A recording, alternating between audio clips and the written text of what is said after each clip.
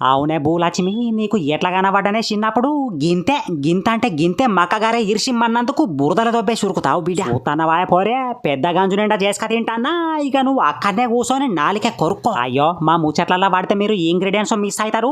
5 మక్క కంకులు 60 రూపాయలకి ఇమ్మని కార్ల మీద పడి బేరం ఆడుకొని పట్టుకొని వచ్చిన ప్రాసెస్ అయితే గిట్లుంటది, క్వాంటిటీలు అయితే మీ ఇష్టం. 5 కంకుల మక్కిత్తులకు 7-8 పచ్చిమిరపకాయల మెడలిరగొట్టి, ఊరు వీకిన 20-30 ఎల్లిపాయలు, తిమ్మిరికి తగ్గంత ఉప్పు, రుచి క్రిస్పీ కోసం గింతంత చక్కెర, గింతంత పసుపు, గింతంత జీలకర్ర, గింతంత కొత్తిమీరాకు కలియమాకు మంచిగా రుబ్బుకొని, ఇక రుచికి సువాసనకు సుగంధ పరిమళాలు ఎగజల్లాలంటే మళ్ళా గింతంత కొత్తిమీరాకు, సన్నం తరిగిన ఉల్లిగడ్డ ముక్కలు, చిటికెడు కలియమాకు గీరి పారెత్తే బూలచ్చి మొల్ల ఇంట్లో భూకంపం రాకపోతే చూడు. అవునే బూలి, నువ్వు చేసిన పనికి పశుపతి లెక్క మంత్రాలు నేర్చుకుందాం అనుకున్నా గానీ ఆఫ్టర్ ఆల్ మక్కగారే కోసం హిమాలయాల కోతే జీవితం బొగ్గిపాలైద్దని సపడదాక్కున్న బిడ్డ. ఇక రోజు ఏదో ఒకటి అనుకుంటా నీ నాలుగకి నిద్ర లేకుండా చేయకపోతే పెరగని పెదమనమడ కాకపోలే. లైక్ షేరు మరొకరు పిల్లగాళ్ళు, లేకపోతే బూలచ్చి మీ దొట్టే.